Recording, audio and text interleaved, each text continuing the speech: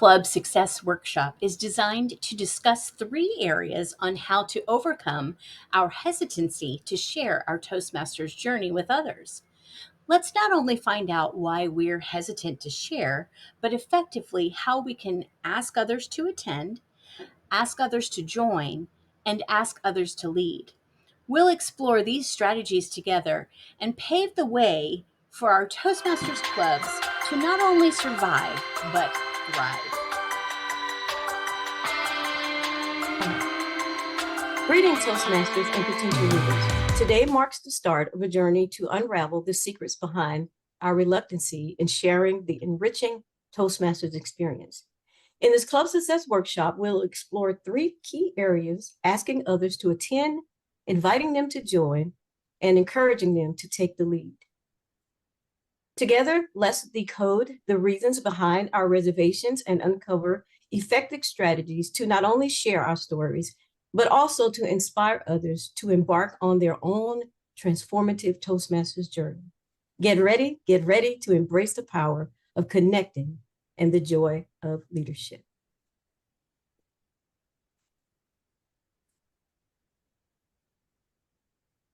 At this time, I will share with you the Ask for Success objective.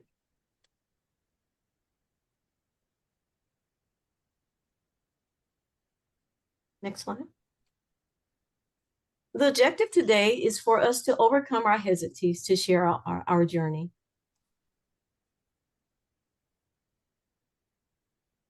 We'll have the ask to attend, the ask to join, and then the ask to lead. I myself will be facilitating the ask to attend.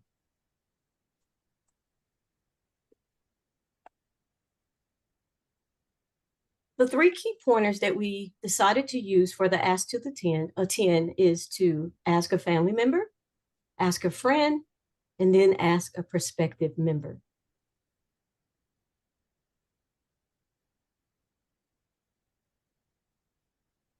The ask to attend a family member. If you have an opportunity to, this would be a great example, the Christmas gathering that you may have that's coming up. I mean, you don't really want to make the whole gathering about Toastmasters. You just don't want to take over all of the fun that everybody is having. But there's an opportunity for you to sit back and kind of watch all of your family members and look and see who you might think would be a potential for being a Toastmaster. And once you decide to see which family members you're going to target, because you're not going to be able to target everybody. We all know that. But if you see a couple of family members that you see, like, you know what, she's pretty professional. You know what, he's a talker. Oh, wow, listen to her conversation. That is when you want to position yourself correctly to be able to go separately to each individual that you might see that might be a potential for becoming a Toastmaster, and just briefly share with them about what Toastmasters is. And make sure that your first impression is the most important impression. So make sure that you approach them the right way in order for them to listen. Next. And then they're friends. We all have friends. I have tons and tons of friends. And I kid you not, I am on them every second. You ask the friends. If you notice, there's a variety, because in D25, it is all about diversity to us. So what we do with, you see a couple of friends, and with your friends, you can be a little bit more, I would call, pushy, because they're your friends. And you can say things like, girl, come on now. You need to join Toastmasters. Listen at you. You got all these crutch words. You're pausing and you're like all, not confident. Do you know that Toastmasters can help you with that? Don't be afraid to ask your friends to be a part of this. Now, will all of the friends say yes? From experience, no, but some of them will. And that is up to us to take that chance and push it and just say, hey, just come to a meeting. Just come to a meeting and see what it's like. And then you'll be able to decide whether or not you really want to be in Toastmasters. Next. And then lastly, this is the one that is so, I would call touchy, prospective members. This is when you go outside of the family, you go outside of the friendship, and then you probably would go into that role to where you yourself would have to readjust and become extremely professional. If it's somebody that you're working with, you want to make sure that your approach is a professional approach. You walk up to the person and say, hey, how are you today? I'm fine. And how are you? And then you just start a normal conversation. And then you will just, introduce the thing. You're like, hey, have you ever heard about Toastmasters? I heard your presentation today and you really sound good. But I want you to know that there's a tool out there that could probably help you perfect where you are now. And then also, this is an opportunity if you're in a corporate club to also approach your HR director so that the HR director can go to upper management and ask them to possibly open up something about Toastmasters to the company itself so that they can allow members or employees who might be really interested in becoming better so that they can become better in their careers. Next.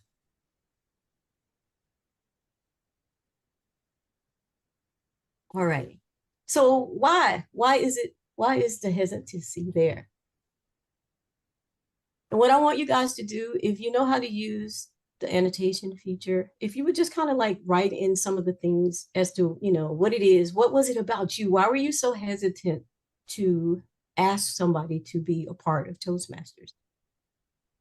In a show of hands, if you want to publicly tell us, if Emily, I would really like for you to answer the first question. Why were you hesitant at first?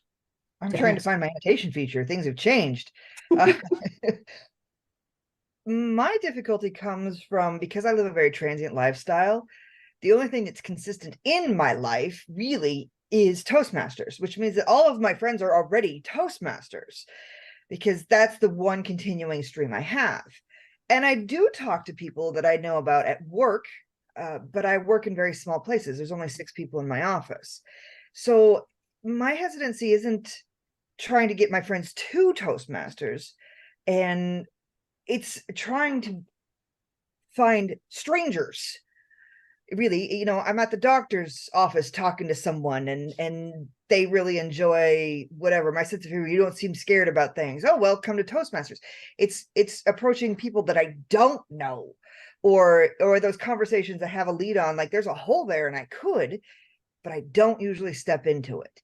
And that's really my struggle, is not the people that I know, because we're already here. It's the people that I don't know. Lisa, do you mind sharing what your hesitancy is about asking others to join Toastmasters? I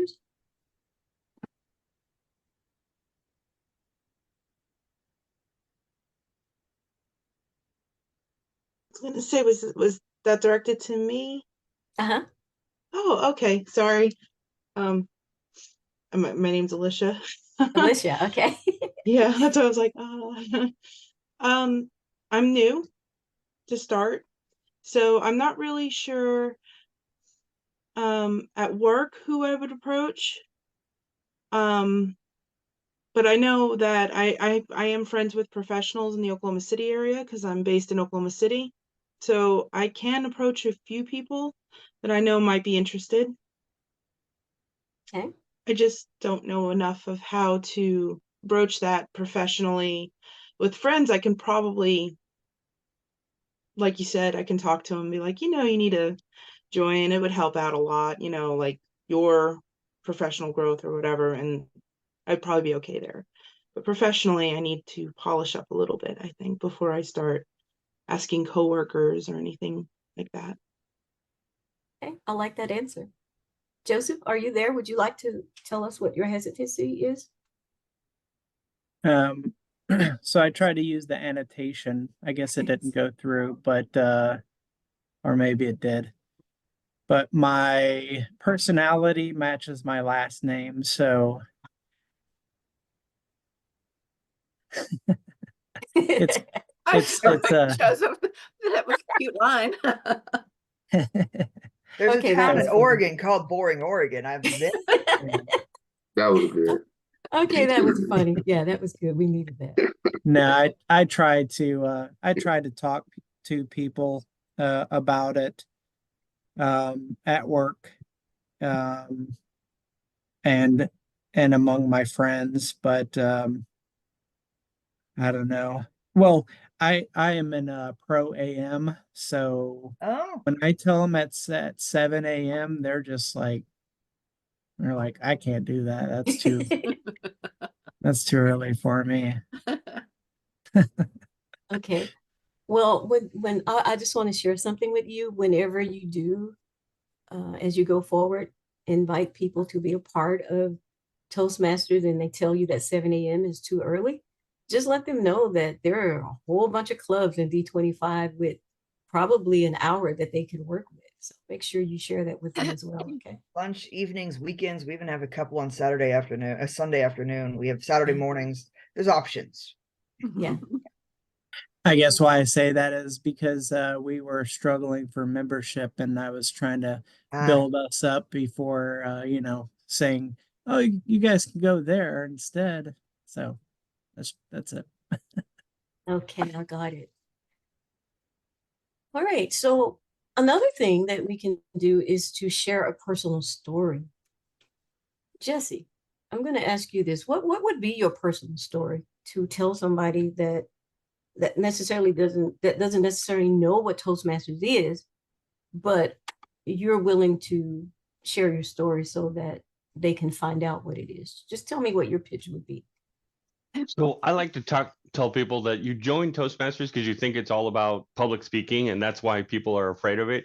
But when you get into it, you realize that there's also so much more. You find friends, you find people that you connect with, and you find a whole new group of people that are there 100% to support you.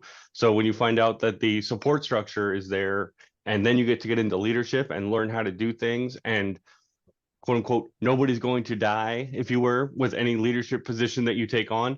It's just super encouraging because you can literally try anything out. You can try to learn a new skill and do things that you maybe never thought you could ever do in your professional life. You can try them in Toastmasters and then figure out, I can do this in my personal life, or I can maybe now do this in my professional life, and completely change the trajectory of your life. So I think it's just an amazing opportunity that you can do and figure out what you can get from it and then start giving back. I love that answer. And you know what, Jesse, to be totally honest, I think a lot of us could probably say what I'm about to say, is that in Toastmasters, you have better opportunities actually than you have on your own job, because you get to walk at your own pace. You get to choose what it is that you want to do. And then also it's just like Jesse said, it's the family oriented that really, really makes us all stay. We love each other. And, I also and find growing on what you just said there with there's more opportunities in Toastmasters. I also find that's true because every year we change our roles in Toastmasters, and in Toastmasters, it's that environment where you don't have to know. You want to learn it, get in there, we'll help you learn it. Whereas at work, they're like, cool, you don't know it though, so you can't do it. And so you don't get those jobs, those positions, those titles because you don't already know how to do it. So come to Toastmasters, learn how to do it. Then you can say to your work, yo, I got it, let's go. And so I like that too as well. There's so many if you need a opportunities for job to get development. experience, if you need a job to get experience, but an experience to get a job, Toastmasters is the place to do both. I love that. I love that. One more personal story. I'm going to call on Mr. Daniels, and I will allow you to use me as your example for the story. Hi, good morning, fellow Toastmasters. Some of you may or may not have heard the story, but I'm going to repeat it for the people who haven't. 5 years ago, I had an opportunity to speak in front of 250 people at a Microsoft Developers Conference here in law school in Somerset. I was nervous. I almost turned it down. I'm glad I didn't. So I used Toastmasters to practice my speech. Phylliss, you may or may not remember that first night I gave my practice speech. I had my paperwork everywhere. And I was just so unprepared. And I just bailed. I said, y'all, excuse me, you all. I think I did say y'all. Y'all, I'm not ready. And I just stopped. I was so nervous. This is just in front of 12, 13 people. Like, how am I going to get in front of 250 people? But you know, I persisted. I persisted in my practice. The day of going to Microsoft, I got there. I almost bailed again. I saw those people, and if I had bailed, my wife would have probably left me.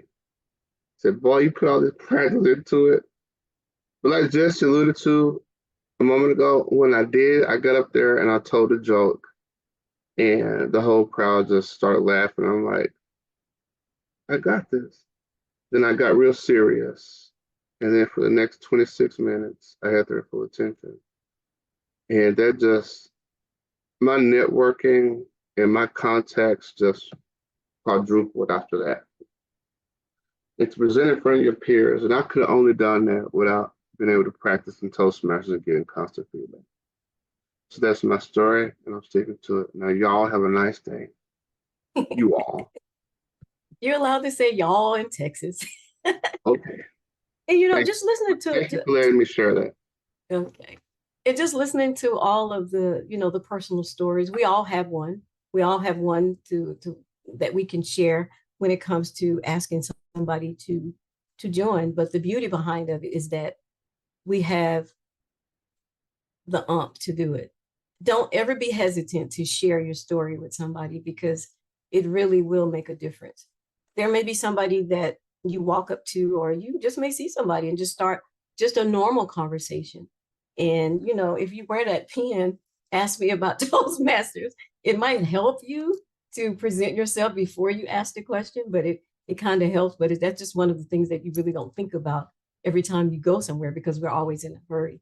But your personal story, not just in Toastmasters, but in any aspect of life, has an impact on people more than we could probably ever know.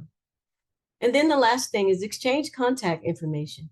You know, Emily and Jesse and I are blessed to have our cards paid for by TI or District 25. I don't know who pays for it. But if I didn't have cards that I have, and I keep them with me, and I'm constantly giving them out. But if I didn't have them, I would invest in my own personal business cards. It kind of helps because it allows you to, you know, to actually just get to know the person one-on-one. And then after your one-on-one conversation, you can say, here's my card. If you have any questions, make sure that it has Toastmasters on it. If it's up to you whether or not you want to, you know, spend money year after year after you change your positions or what like that. But I think even seeing the titles behind what we do has a lot of impact on the interest that people may have once you tell them about Toastmasters. But get you some cards. You know, Vistaprint is very affordable. I know it used to be, and it probably still is. But make sure on your card that all of your contact information is there. A good phone number, an email address. We got, all of us probably have like 5 or 6 email addresses. Put the email address that you know that you're going to use every day or check every day. And then, and just make sure that it's professional. Make sure that it's, when you give it to the person, because of how the card looks, guess what? They're going to look at the content that's on the card. Okay. All righty. Next, please. All right. We're going to do a scenario. And please raise your hand if you want to do this. You're at a family gathering. All we're doing is piggybacking on what we did. We talked about a family member. And Jenny, I think I'm going to call on you on this one. You're at a family gathering and you notice that your cousin, Sarah, often struggles with public speaking and expressing herself confidently. You believe joining Toastmasters could greatly benefit her. Can you tell us how you would convince her that it would, based on the scenario? Well, thank you, Phyllis. I actually have a personal story about this specific topic. My sister-in-law and I, we've never been close.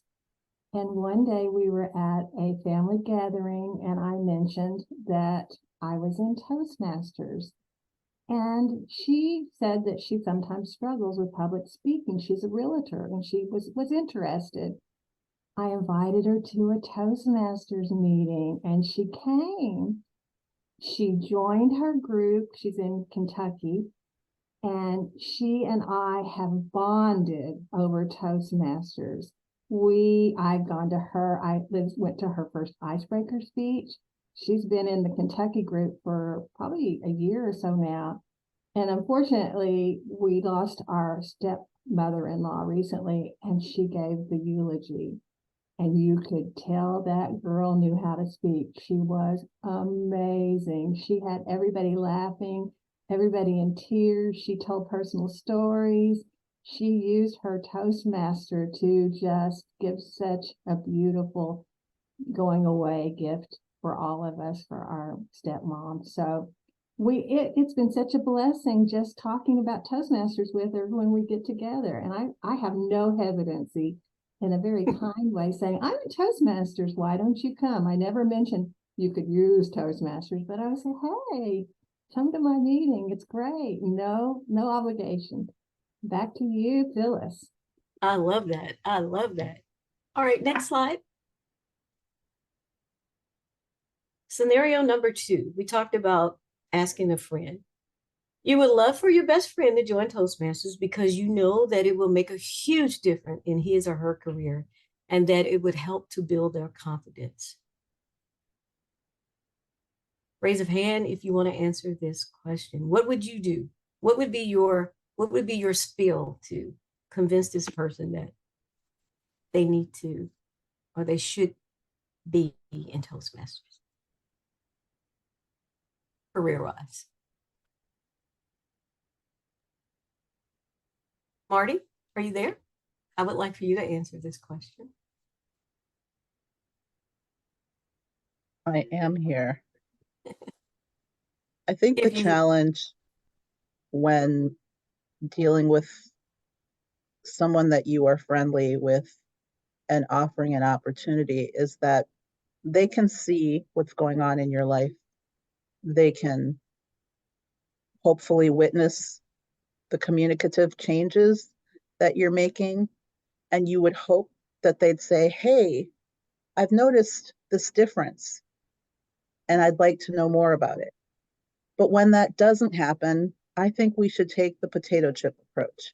When I encounter a new chip, I have no hesitancy to share with other people because I've had the delight of that experience and I want everyone else to have the delight as well. And the reason I use a potato chip and not a Maserati or some other big ticket item is because a potato chip is relatively inexpensive. It's a very small investment for sometimes a large gain. And that's how I would share with a friend. Toastmasters is a minimal investment for an exponentially large return. And actually, the return is based on your choice. If you want to simply attend meetings and observe and make improvements accordingly, you can do that. If you want to be active in leadership, you can do that.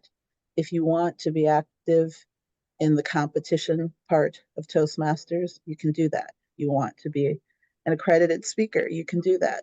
So you have the ability every day in your Toastmasters journey to decide, how am I going to amplify what I'm doing? How am I going to be better? Or is today a day I will coast and be grateful for the fact that I can be a member either way? So I would hope that I could convey that message to my friend if they haven't yet asked me, and just tell them, this is the new potato chip that I've tried and I'd want you to try it too. Thank you. I love it. I love it. I love that answer. You know what they say about Lay's, you can't eat just one, right? That's what I thought about when you said the potato chip approach. Okay, the next slide, please.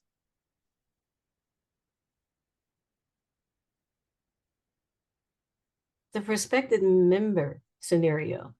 Imagine being out at a coffee shop and you saw someone in whom you felt may be interested in Toastmasters. What would be your approach?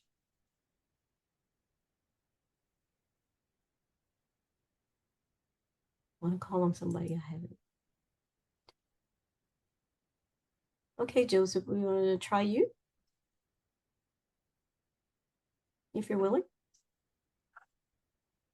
This one's tough. I don't talk to people in coffee shops. But okay. Huh? No, I was going to say, think of somewhere, a restaurant, anywhere that you're comfortable in. Okay. The library, maybe.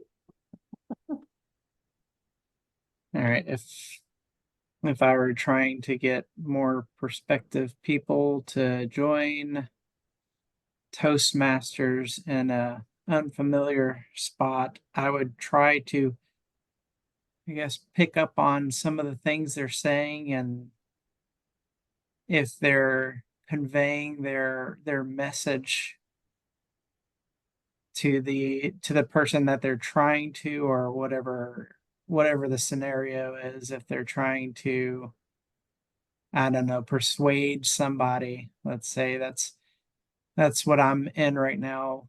Effective persuasion, I believe, is the term. Mhm. So if they're trying to persuade somebody, let's say, then I would say there's actually a place you can go to that can help you with that persuasion. So whatever it is you're trying to sell or get somebody interested in, they could, you could use that Toastmasters to your advantage.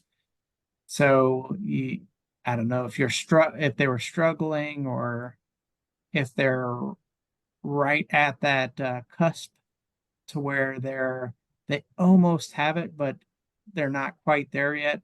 I think Toastmasters would be a good tool for them to further it. I That love is, your thank you.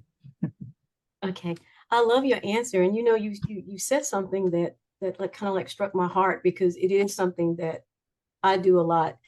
You made sure that you mentioned about the educational part of Toastmasters. When I recruit, I tell them all the good things in the beginning, but I also let them know what's most important, which has been most important to me, is the educational part of it. I said, you don't just give speeches, you don't just do this. I said, there are educational goals that are set that we have to achieve in order to find out if we're growing. That particular path that you're talking about is persuasive influence. And in that path, it will tell you how to persuade people, correctly, professionally. And it is. And when we share, we have to make sure that we share at least not every aspect, but those most important aspects in a timely manner, to get them to think. Like you said, somebody said, you just don't learn how to speak.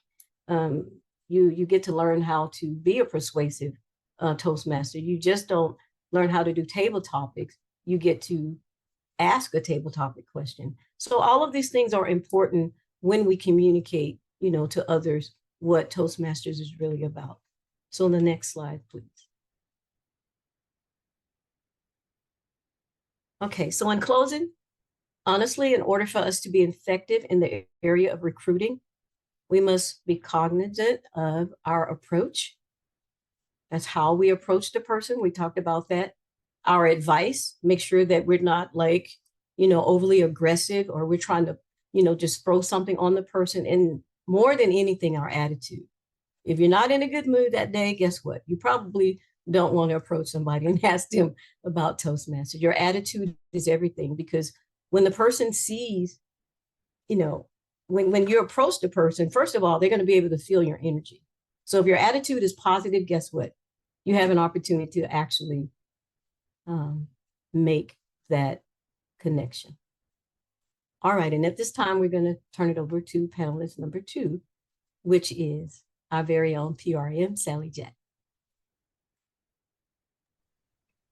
Phyllis, I wanted to go back before we start my section, and I wanted to know if there was maybe a conversation. What would that conversation look like if you were to bring that up with someone out in public who you didn't know? Can I answer that? Or is that for Phyllis? Joyce, do you want to take this first part?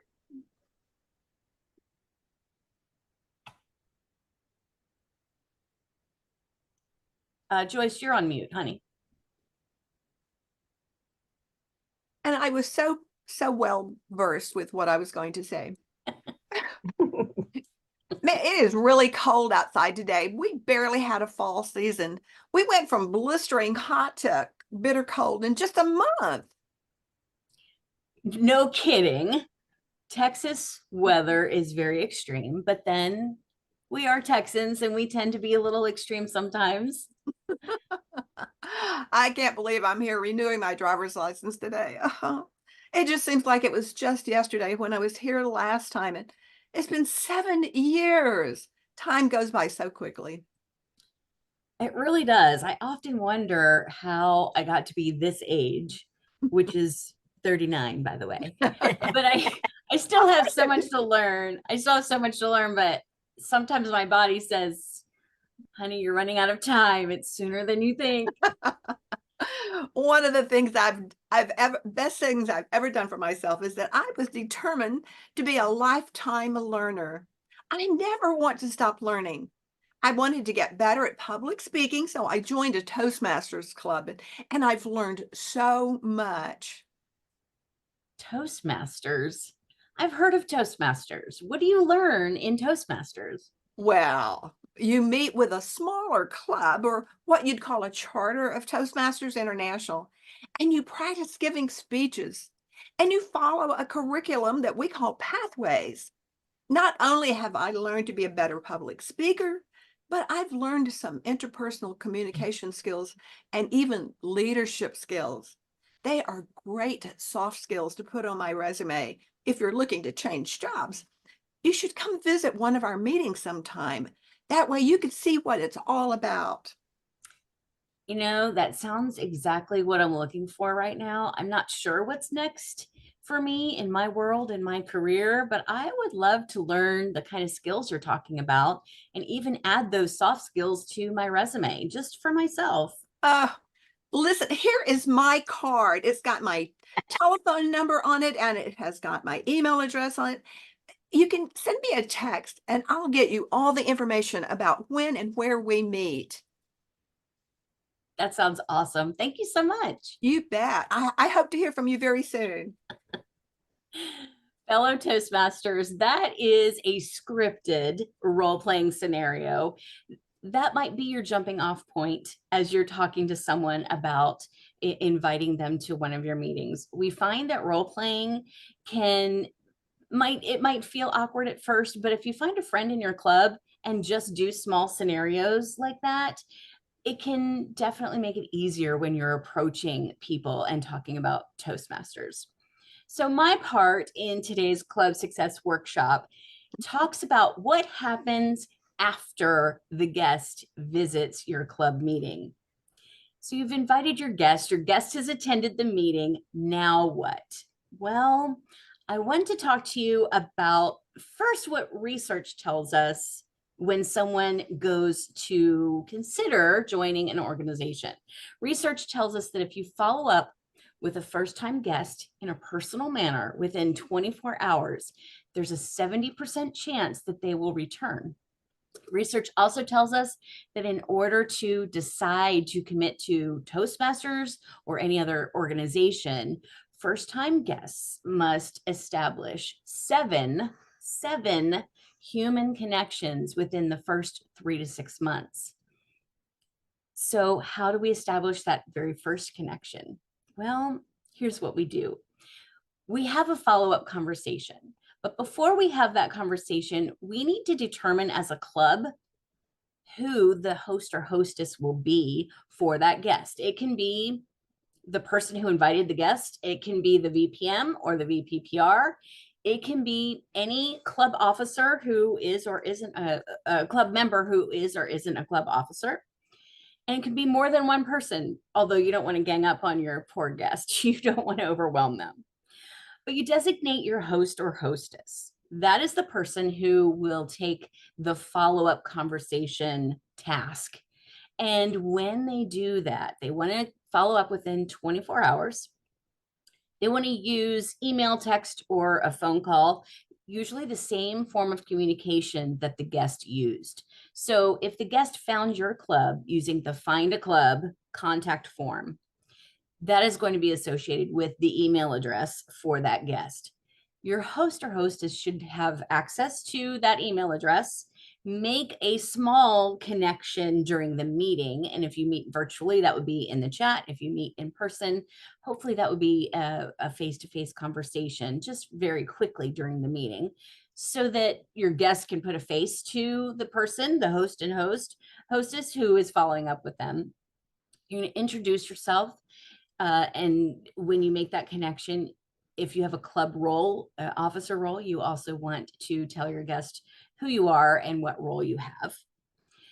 So we have your host and hostess. That person is going to contact the guest within 24 hours, and you're going to schedule a follow-up conversation. After visiting many clubs within District 25 and in other districts as well in the last few years, I find that we depend a little too much maybe on asking the guest at the end of the meeting, so how'd you like the meeting? And we're posing that question in such a way that it might not allow that guest to give authentic feedback. Of course, we're in our positive mode just because we're hosting a guest during the meeting, but we really want a deeper connection with that guest. And we don't want the guest to just give us the fluff response, right? We really do want authentic feedback. We want to know how we're presenting ourselves to the guest. So scheduling a follow-up conversation, whether it's a Zoom coffee date, if your club meets virtually or in a hybrid format, or if it's a coffee date in person, you want to schedule just a casual conversation. Hey, I'd love to meet up with you and have coffee and get to know you better. Remember, we are meeting up not to sales pitch our club, but we are wanting to really get to know our guest. We want the guest to feel seen. We want the guest to feel that we are ready to invest in that person authentically. We're going to ask them about themselves. We're going to ask them about their goals. And we're going to do that in a very casual way, but in a very polished way. So again, when we go back to designating a host or hostess, remember your host or hostess should probably be a people person, should probably have honed some skills in making small talk and in warmth. And so you want someone who enjoys doing this. You want someone who enjoys coffee or any kind of beverage, really. But you want to pick a good person to do this follow-up task, because it's incredibly important. Again, we're making that personal connection. It's more than just asking that guest again how they liked our meeting. We're really making that connection. We're going to eventually ask them about their guest experience during this follow-up conversation.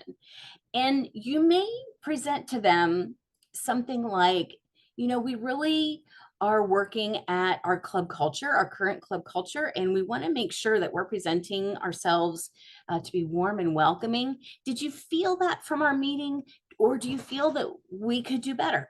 I mean, these are really conversations that are hitting below the surface, but it also opens up the opportunity for your guest to feel safe and to know that their feedback that they give is the beginning of our investment into their goals and into what they want out of Toastmasters.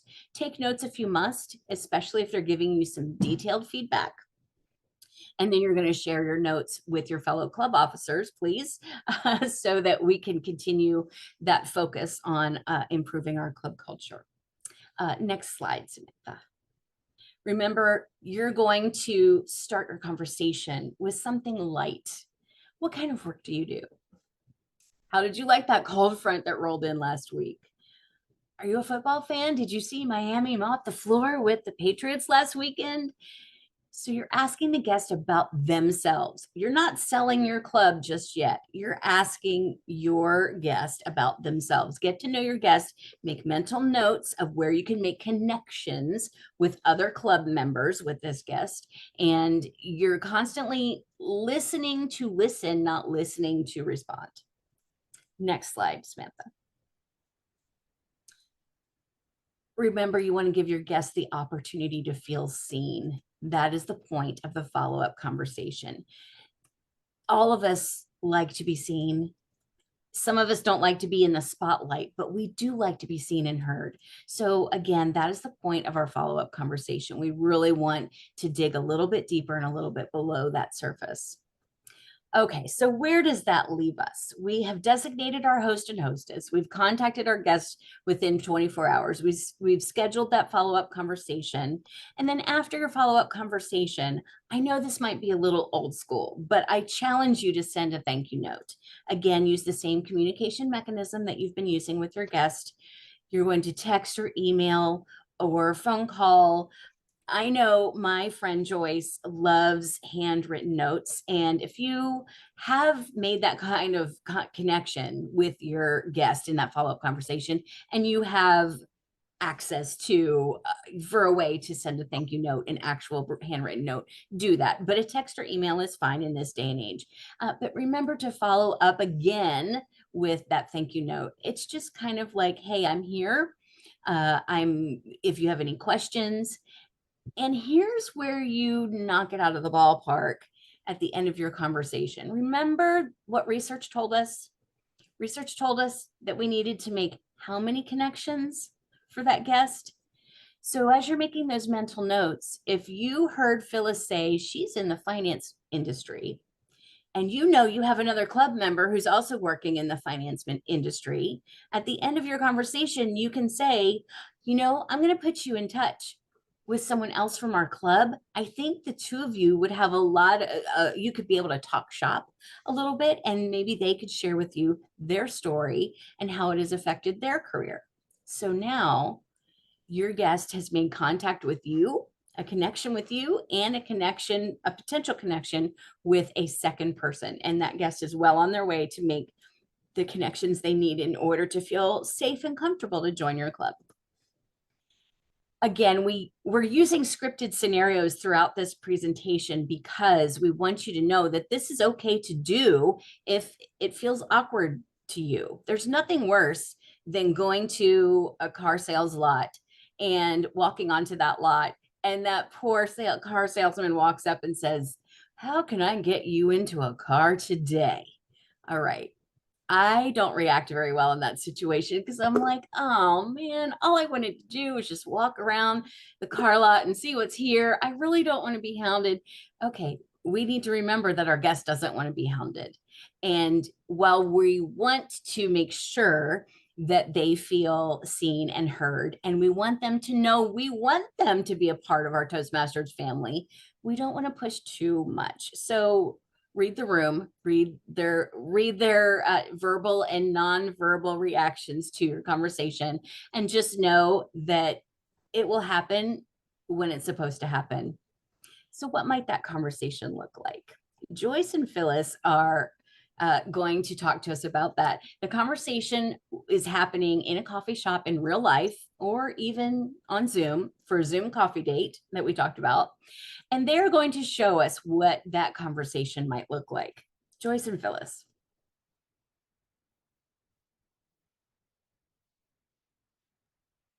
I'm so glad we were able to meet up today at the coffee and have coffee together. Coffee is exactly what I needed on this cold day like this. You're on mute, Phyllis.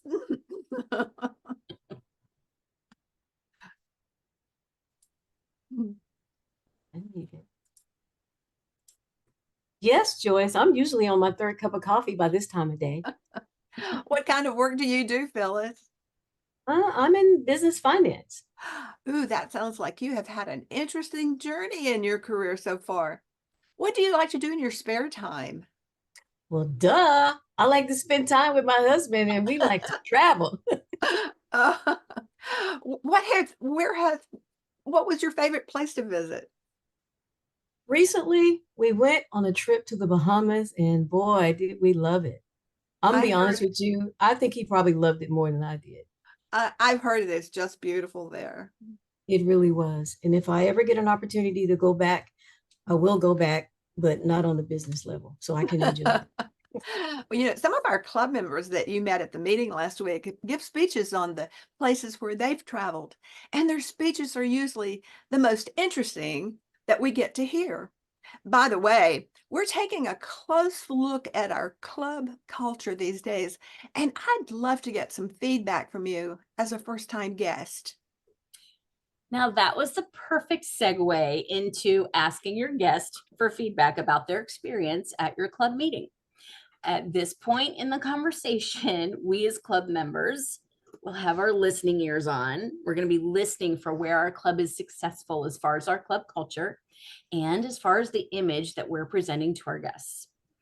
We're also listening for any areas where we might need to improve. And after gauging your guests' level of interest and determining if they'd be a good fit for your club, the conversation might continue like this. Well, it really has been a privilege to talk with you. I think that you would like, with your background in the finance industry, you might find that our club has members from all walks of life. I'd love to connect you with another one of our members who works in a similar field. But first, can I just say, I really think you would fit in well with our club. We have lots of fun and we learn so much together. Would you consider joining us officially as a member? I like the day and time when the club meets. So I think I may make it to most of the club meetings. And from everything that we talked about, Joyce, I think joining a Toastmasters club would help me build more skills. Yes, I love to join. What do you need from me? And of course, that's how the conversation is going in this perfect scripted scenario. Now, let me tell you, Joyce did something interesting here. She said, I think you'd fit in well with our club. So you are reaching out and basically putting an arm around your guest virtually, essentially, and telling your guest you think that they would fit in well with your club. That goes a long way. If the response is a no from your guest, remember this experience is still pretty beneficial to you as a Toastmaster. You got to meet someone new. You got to practice your own communication skills. You had the opportunity to drink some coffee. Time was not wasted at all. Just remember your guest's response might also be no for now. And that's okay. Give them the grace to say no. That person might come back around in a few weeks, you never know, or in a few months, and they might find you again. That person might also tell someone who then tells someone who then tells someone at their office about your club and then connects you with that person. You never know how many degrees away from Kevin Bacon or how many degrees away from your next club member that follow-up coffee conversation might be. I'm now going to turn this over to Joyce for the third portion of our presentation today. The ask to lead. Please, the next slide. One more, because it has a long, long time ago, in a galaxy far, far away, lived a leader who did not know she was a leader.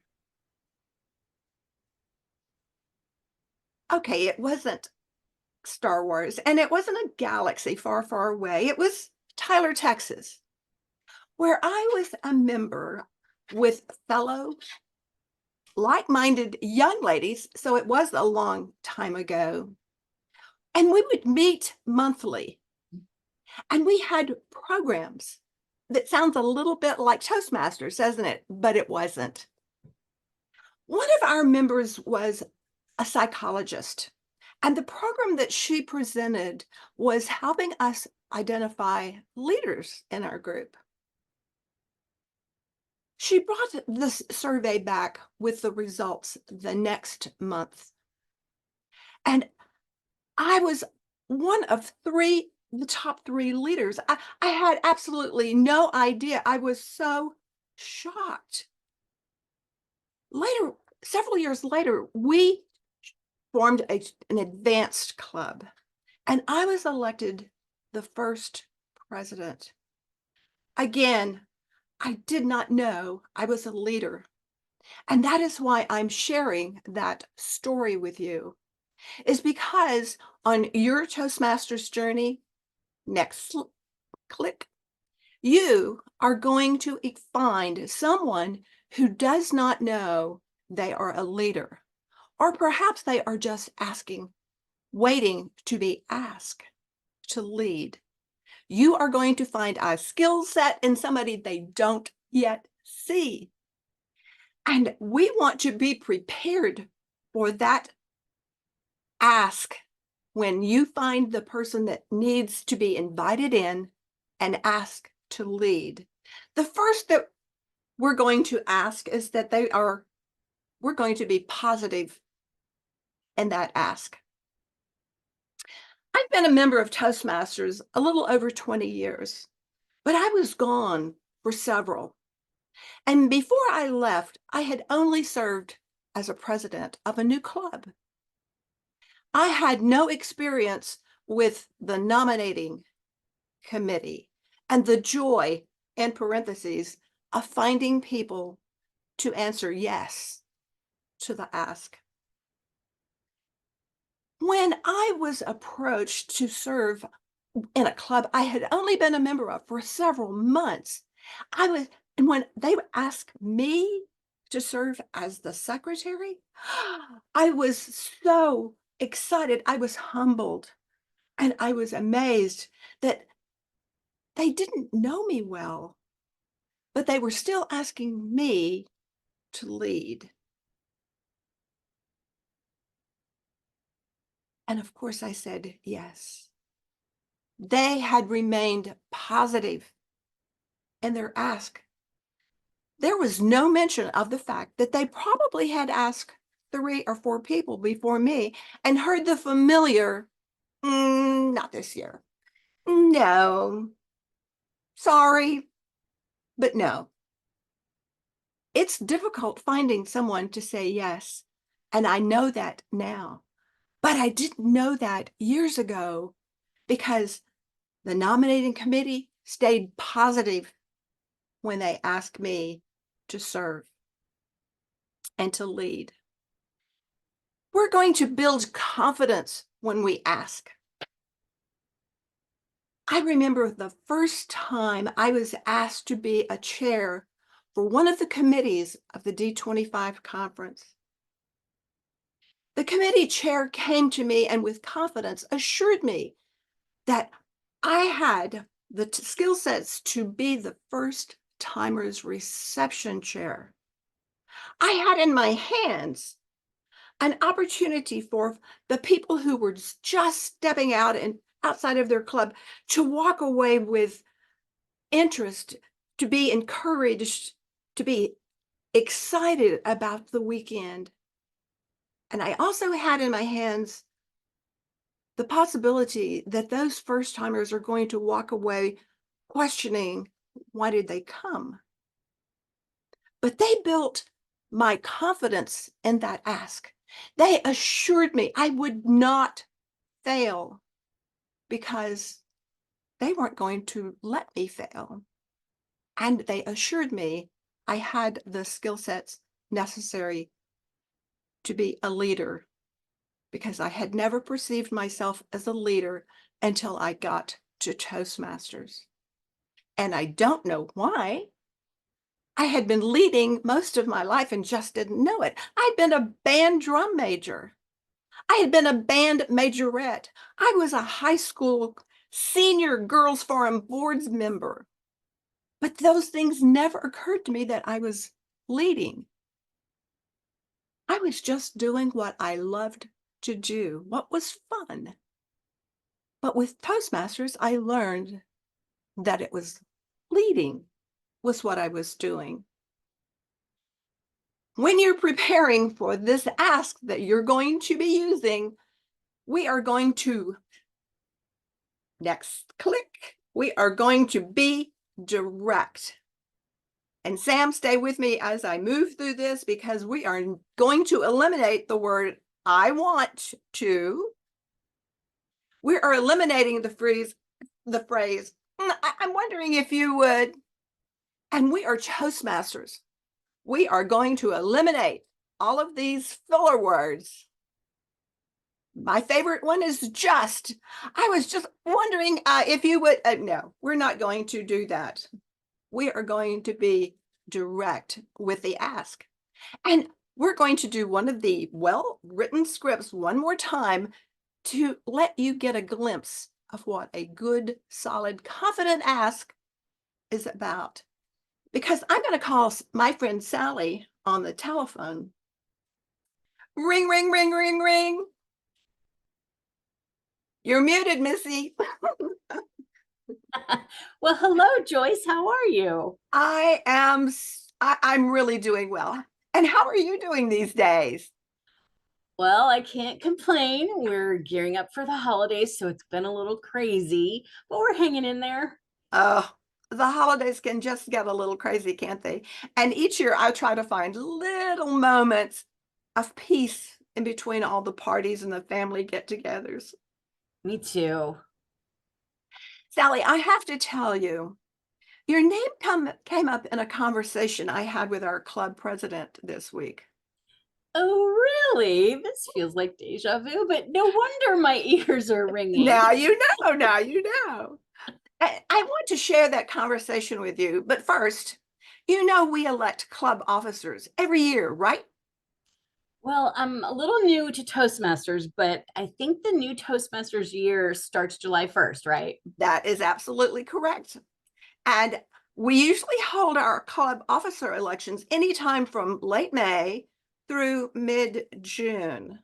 And we are looking to fill some officer roles, and we think you'd be great at the VP PR role. Would you consider it if we nominated you to run for the VP PR this year? Public relations? I don't know anything about what that role involves. And that's okay, Sallie.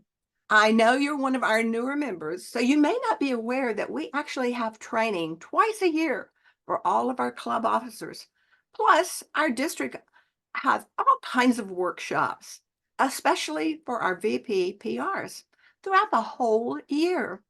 With your creative background in theater, art, and theme music, I just think you'd be a perfect role position for this. You're perfect for this position. Well, I hadn't thought of taking on a leadership role this quickly, but I'm still kind of new. Are you sure I could do this? I am absolutely positive you can. You have you'll have all kinds of support from the seasoned club officers, and you'll have time to meet up with a outgoing VPR for turnover. And I know she'll be there to support you throughout the next year as well. I think you do such a great job and of promoting our club. You have such a positive spirit, and you've been given this great testimonials all year long about the benefits that you've received. Would you would you take on this role and be the face of our club this year? Okay, count me in. Thanks, Joyce. Oh, thank you, Sallie. I stayed positive, I built her confidence, and I was direct in the ask to serve. The next slide, please. In your journey, there is incredible joy when you can look out into a room that is filled with fellow Toastmasters and hear them say, I am here because of you. And you can experience that joy by doing only 3 things.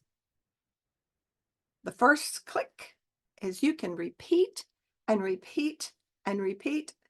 Sam, click, please.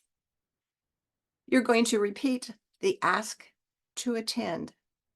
And then the next click, please, is going to be you're going to repeat and repeat and repeat the ask to join. And then you are going to repeat and repeat and repeat the ask to lead. We want you to experience that joy. And we are now available for questions and answers to your questions, how you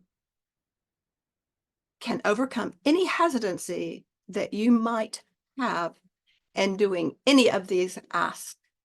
The floor is open to you.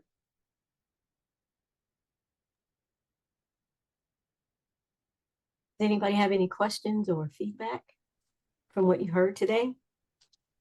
I Mr. do. Daniel? Yes. How can I approach this?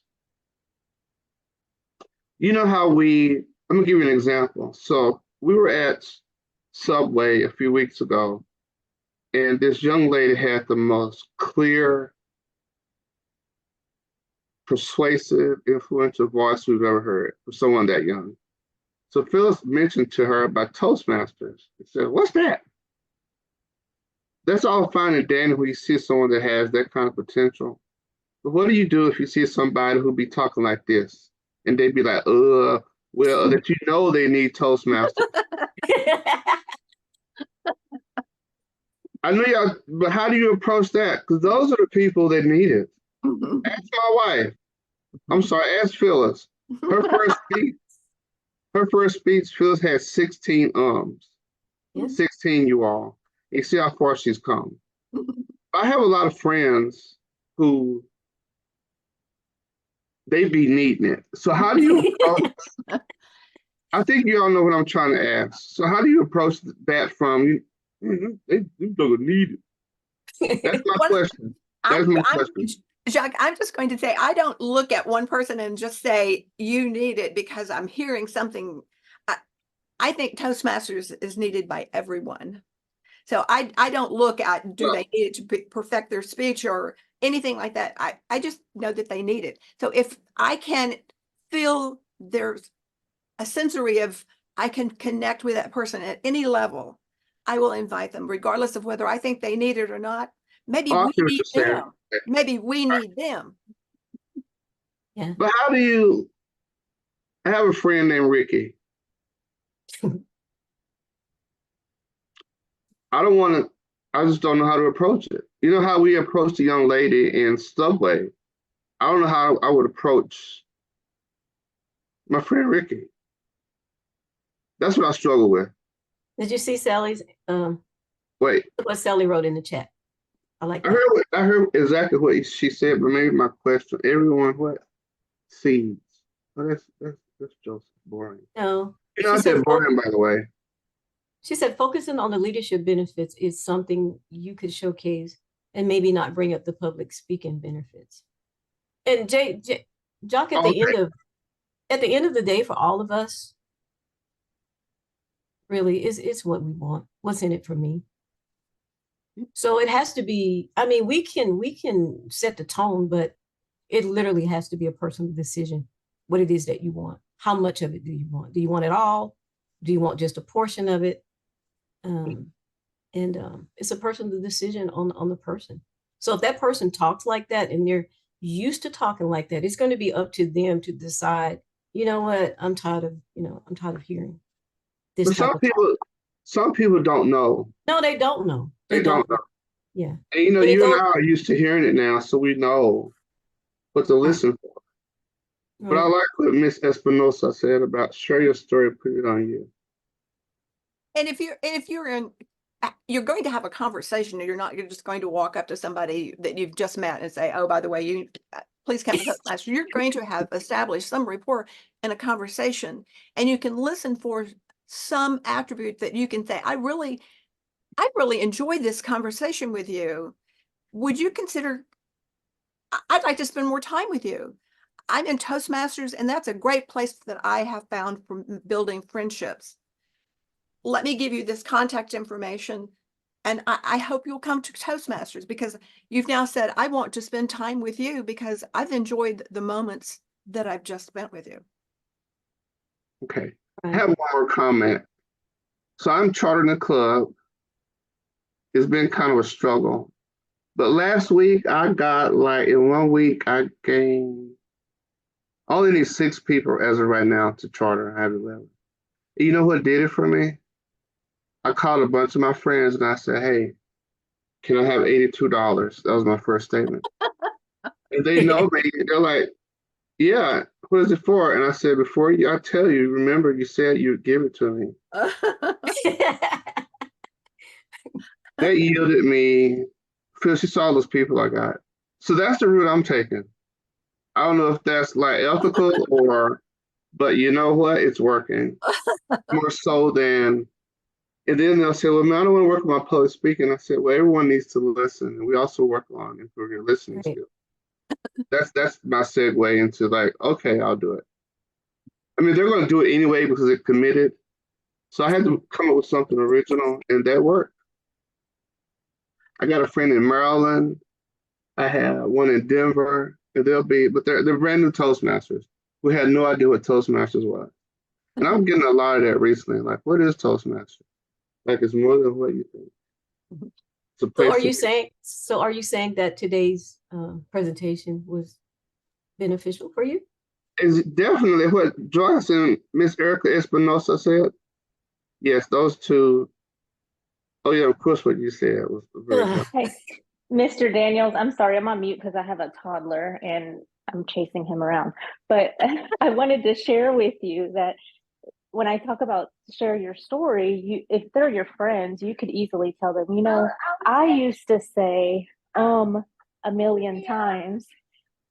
Or you're watching football or you're watching TV or a speech online, and you can point out all the ahs and ums of these professional speakers and let them know, hey, did you see how many times they said no? I'm in a club Toastmasters and we practice that. And that's kind of like your entryway or your conversation starter for them. The other thing is, I've noticed with family members that I have,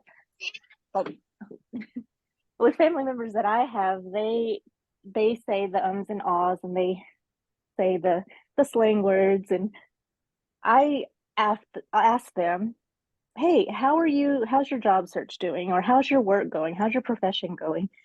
And a lot of the times you're, oh man, I've been passed up for promotions, or I don't know what I'm going to do, and let me introduce you to Toastmasters. That could help you on your professional journey, and they'll help you with interviewing skills and presentation skills.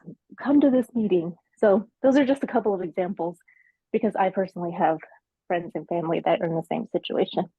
That is it. I don't want to use can I have my $82 bill? I like that because, yes. Thank you, Erica. Thank you, Ms. Espinosa. Okay. Is there anybody else that is?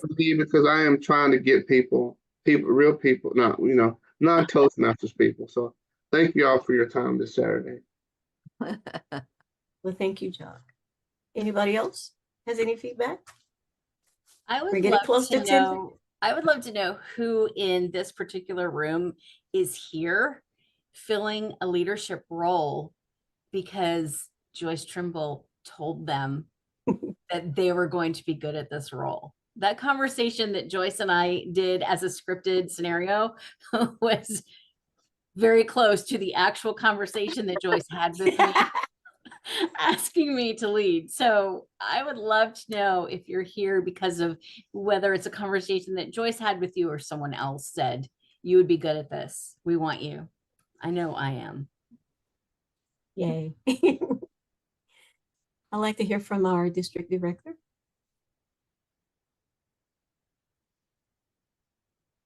Find my mute button. Thank you very much. You'd like to hear from our district director. There's been a bunch of questions. Which particular one did you want me to address? Just your encouragement. Just generally, I mean, I really appreciated Jock's innovative. Hey, I need $82. And that's not a huge ask. Most of your friends are going to be like, okay, that's a very specific and random number. Sure, but why? And so that's a really, really great lead in. But you do have to be friends for that. Like I said, my struggle is the people I don't know, the people who are in the waiting room with me when I'm getting my my oil changed, at the dentist office waiting room, or in line at the DMV. Not that I do that anymore either, but just those random people. My husband, you can't put him down anywhere. I turn around and he's got like 25 people he's talking to, and I'm like, I just was bagging the groceries, bro. What are you doing?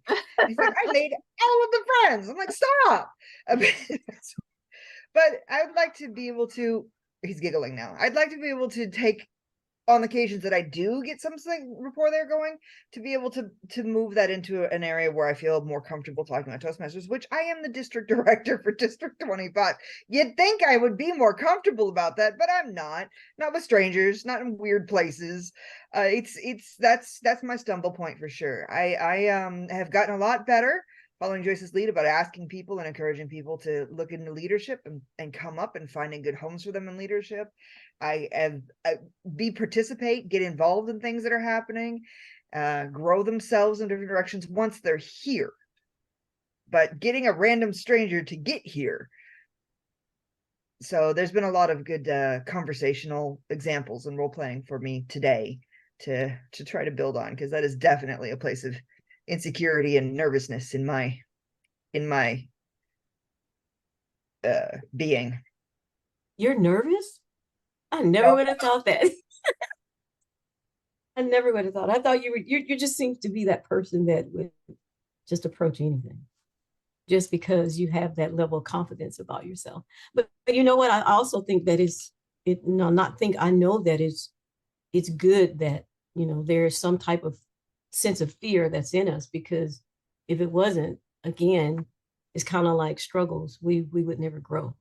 If everything was hunky-dory, we would just be bland. But the fact that we have struggles and we have fears, those are the things that create the atmosphere for us to grow. So I'm glad to know that you have some. Emily, Let's do that. This entire session came out of one person saying, we are a shy group when it comes to asking people, what do we do? I don't know the answer to that, but fortunately we have a lot of smart people in the district, and collectively we could explore that and see what that might look like. But this whole thing came out of one person saying, we are shy when it comes to asking people. Yes. So we are not David. alone. David, do you have anything to say? Do you have any feedback that you want to give us?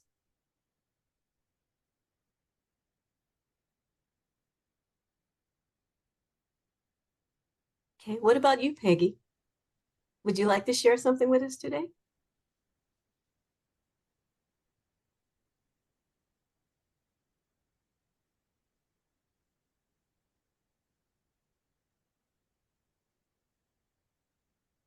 Peggy, I think you might be on mute. Yeah, she's trying to find it. Just saying that might be hard to go up to a stranger and ask them about joining Toastmasters, and especially about being a leader.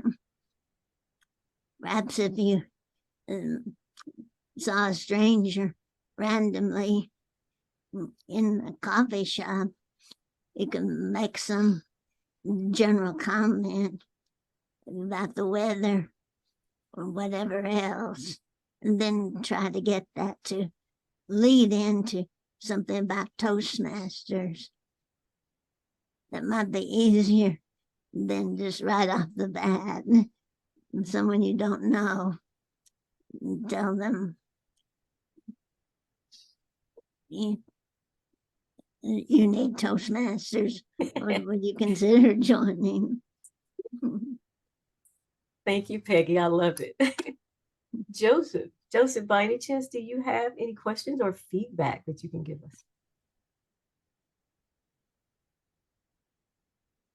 I don't. Well covered. Well covered? All right, we'll take that. Yeah. And we're glad that you're here. Can you tell me what club you're in? I'm in Pro AM. Pro AM, okay. Do you have an officer role? Yes, VP of Ed. How do you feel about being VP of Education? Well, like I've mentioned before, it's a small group. And And there can be some challenges where one person has to take on a bunch of roles. I think Greg Pick calls it the, what is it? Chef, cook, and bottle washer. I don't know, some phrase. Yeah. Chief, yeah. And I don't know, it gets a little tough telling them, hey, you're going to be the vote counter, the grammarian, the this and that. So I don't know.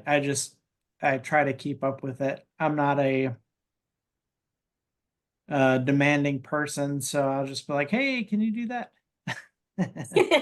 So Greg has it down to a science. So I'm still getting used to that.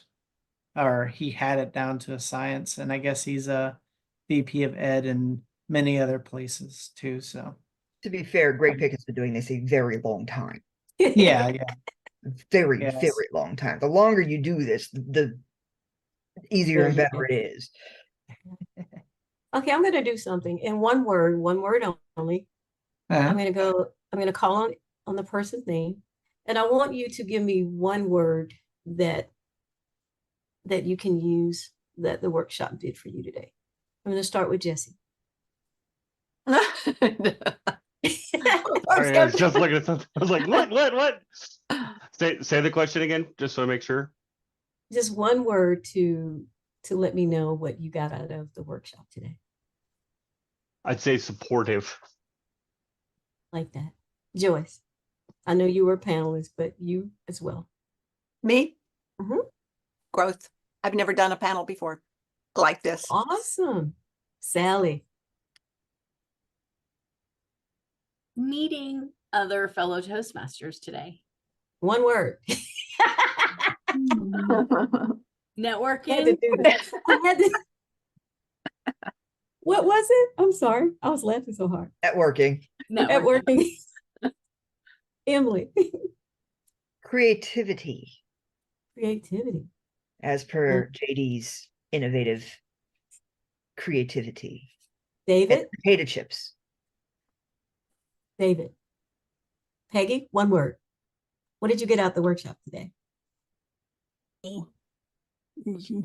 Inside into Inside. Okay. Samantha. the subject I've of course heard about, but I liked sharing rather than finding out opinions of others about this subject. Thank you, Peggy. Samantha, one word. Repetition. Repetition. Like that. Chuck, one word. $82. Motivational. Motivational. Jenny. Collaboration. Collaboration. Savannah. Insightful. Joyce, pronounce Alicia's name. There you are, Alicia. Yeah, encouraging. Encouraging. Joseph. Exciting.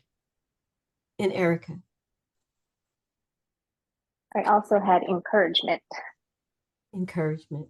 And encouragement would be mine as well. We have 2 more minutes, and I just want to take this opportunity to thank all of you for, taking out time today to come and be a part of this. It takes a lot to put this type of thing on because we have to meet, and we have fun when we're meeting, but we also know that, we have to be serious about it.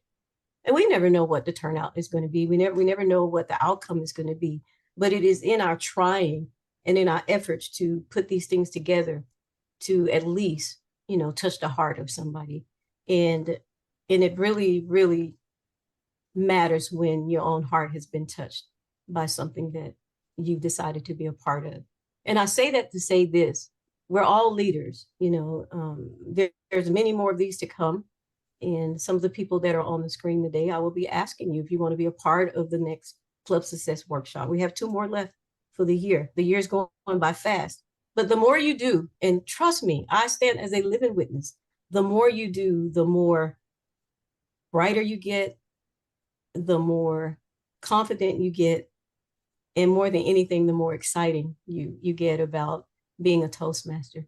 Had I not said yes to the ask, I wouldn't be the person I am today. It has totally changed my life, and I will forever tell that story to any non-Toastmasters that I meet. And I'm grateful to have each of you as part of my family.